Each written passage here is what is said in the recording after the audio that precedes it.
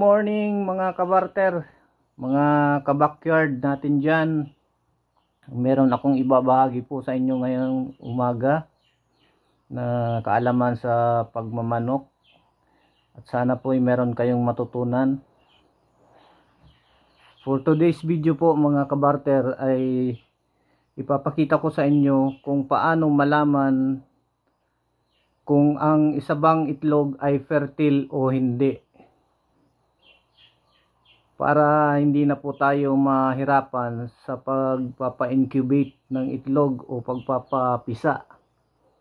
Kailangan natin na malaman ko siya kung fertile o hindi.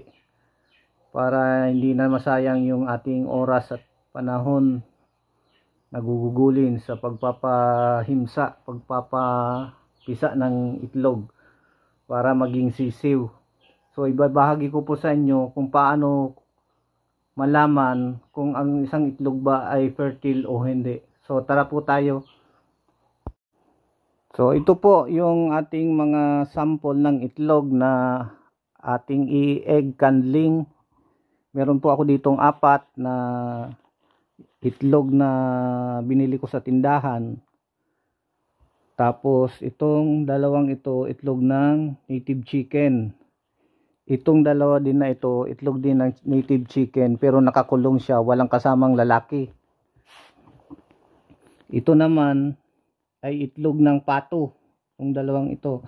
So i-compare po natin sa kung alin sa kanila at ituturo ko sa inyo kung paano malaman kung ang isang itlog ay fertile ba o hindi. So kailangan po natin meron tayong pang-ilaw sa itlog. May sadya na po akong pang-ilaw dito. Dito po oh. Tapos po kailangan natin na doon tayo sa madilim na sulok ng ating na lugar. So dito po, dito na lang po ako magano pero papatayin natin ang ilaw para matingnan natin ang itlog kung ito ba ay fertile o hindi. Ang tawag po dito ay egg candling. So tara, pagpapatay na po ako ng ilaw. So ang atin pong uunahing tingnan ay itong itlog na nabili ko sa tindahan. Titingnan po natin kung paano siya malaman kung fertile o hindi. So ayan po. Kita po na marami siyang kulay white na blat, puti na blat na kulay. Yan o, paikot po natin, meron siyang mga puting kulay puti. So hindi po siya fertile egg, nagbablurred po eh, pasensya na. Yan, hindi po siya fertile na egg. Kukuha pa po ako ng isa. Yun, hindi rin po ito fertile egg. Maglalagay naman po ako ng itlog ng native chicken.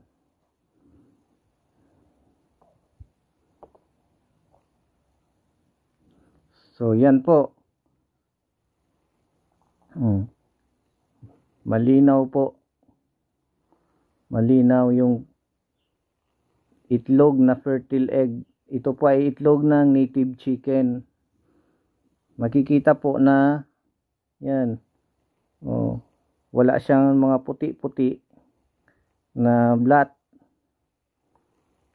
Tapos pag inikot mo siya, meron kayang makikita na parang ugat-ugat na palatandaan na ang isang itlog ay fertile egg.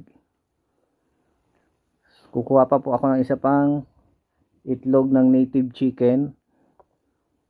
Ayan. Oh, fertile egg din po ito.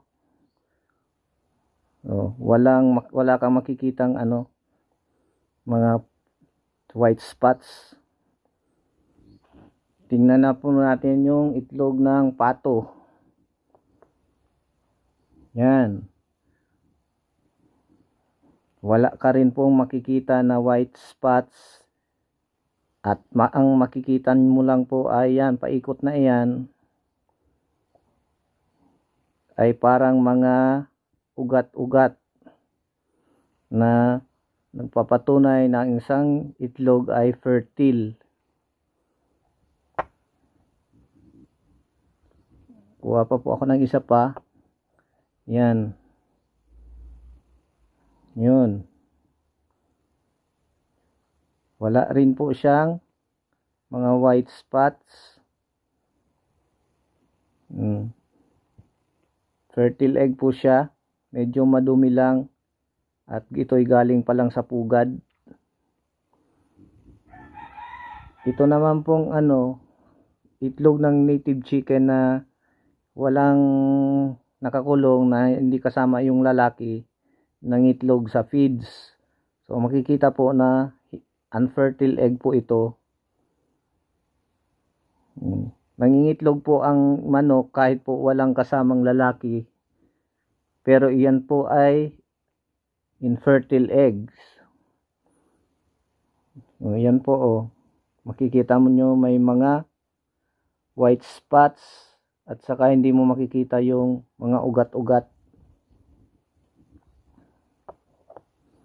Ito din po hindi rin ito fertile egg.